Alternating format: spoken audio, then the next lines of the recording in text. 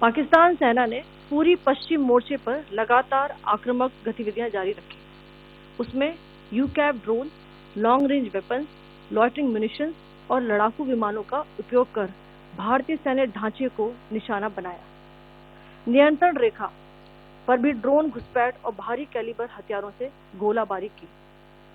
अंतर्राष्ट्रीय सीमा और एलओसी पर श्रीनगर से नलिया तक 26 से अधिक स्थानों पर हवाई घुसपैठ के प्रयास किए गए।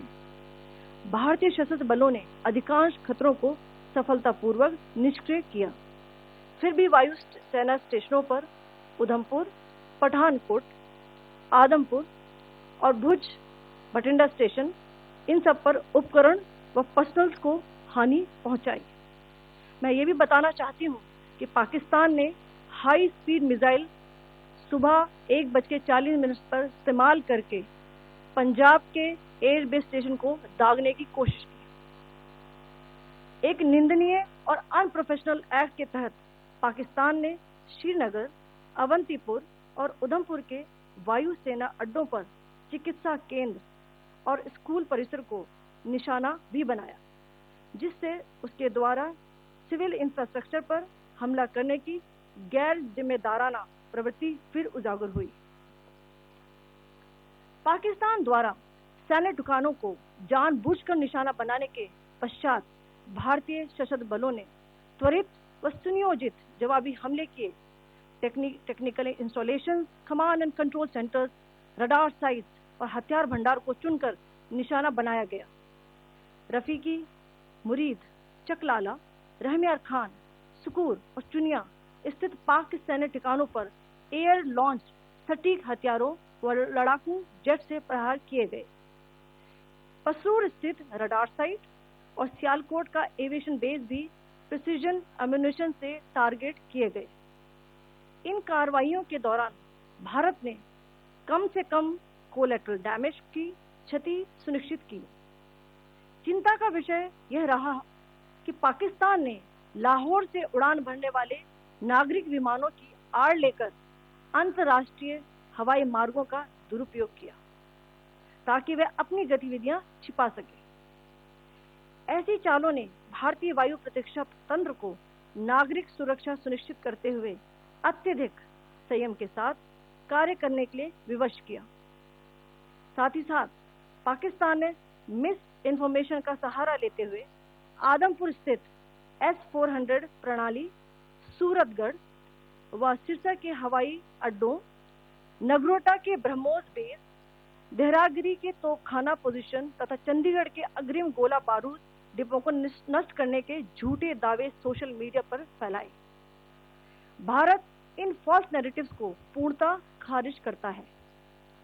नियंत्रण रेखा पर पाकिस्तान ने ड्रोन घुसपैठ और भारी तोपखाना गोलाबारी के कई प्रयास किए। कुपवाड़ा, बारामूला, पुंछ, राजौरी और अखनूर सेक्टर्स में तोप, मोर्टार एवं हल्के हथियारों से भीषण गोलाबारी जारी रही। भारतीय सेना ने प्रभावी व तुलनात्मक प्रत्युत्तर देते हुए पाक सेना को काफी क्षति पहुंचाई। पाकिस्तान सेना के अग्रिम क्षेत्रों में सैनिकों की डिप्लॉयमेंट बढ़ती दिख रही है, जो स्थिति को और भड़काने की मंशा दर्शाती है। भारतीय सशस्त्र बल पूर्ण परिचालन तत्परता की स्थिति में है। अभी तक सभी शत्रुतापूर्ण कार्रवाइयों का प्रभावी ढंग से सामना कर उपयुक्त जवाब दिया गया है। भारतीय सशस्त्र बल दोहराते हैं कि वे तनाव वृद्धि नहीं चाहते, बशर्ते पाकिस्तान भी ऐसा ही व्यवहार करे। आखिर में आपको कुछ वीडियो दिखाना चाहती हूँ जहां पर इंडियन आर्मी के वेपन्स एलओसी पर पाक के एसेट्स को ध्वस्त करते नजर आ रहे हैं। धन्यवाद। जय Hind.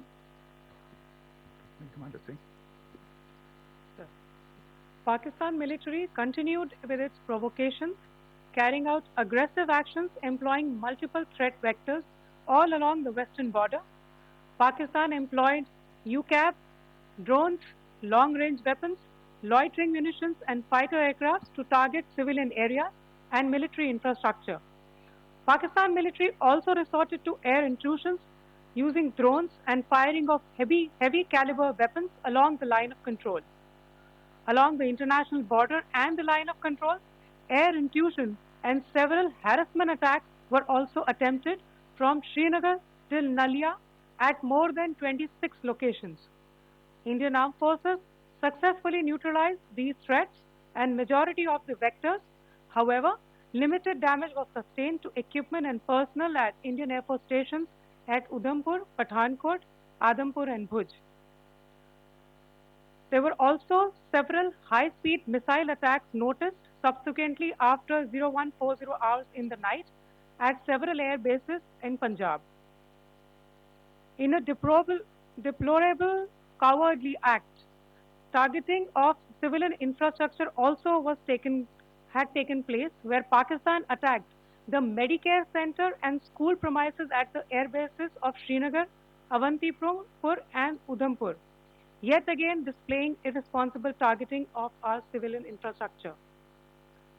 In a swift and calibrated response, Indian Armed Forces carried out precision attacks only on identified military targets. These included technical infrastructure, command and control centers, radar sites, and weapon storage areas. Pakistan military targets at Rafiqi, Murid, Chaklala, Rahim Yar Khan, Sukur, and Chunya were engaged using air-launched precision weapons from our fighter aircraft.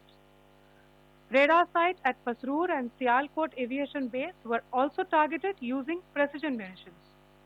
While carrying out these responses, India ensured minimum collateral damage.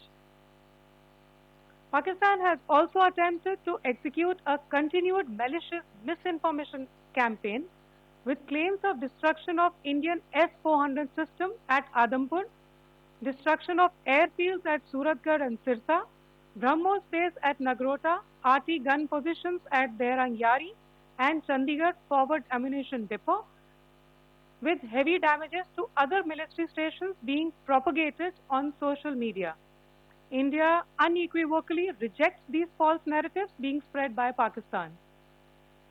Along the line of control also, Pakistan has attempted multiple air intrusions using drones and conducted shelling using heavy caliber RT guns, targeting civilian infrastructure and killing some civilians.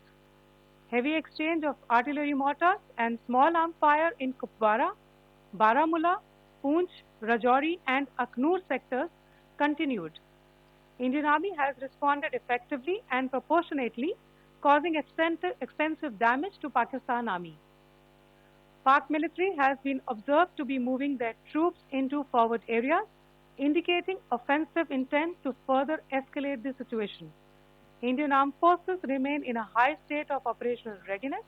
All hostile actions have been effectively countered and responded appropriately. Indian Armed Forces reiterate their commitment to non-escalation, provided it is reciprocated by the Pakistan military. At the end, I would also like to show you a few images of Air Force bases in the Punjab sector and Rajasthan sector, where it is mighty clear that we are debunking the Pakistani claims of causing destruction at these air bases. You can yourself see the normalcy in these air force stations. This is Sirsa, Suratgarh. The runways are intact.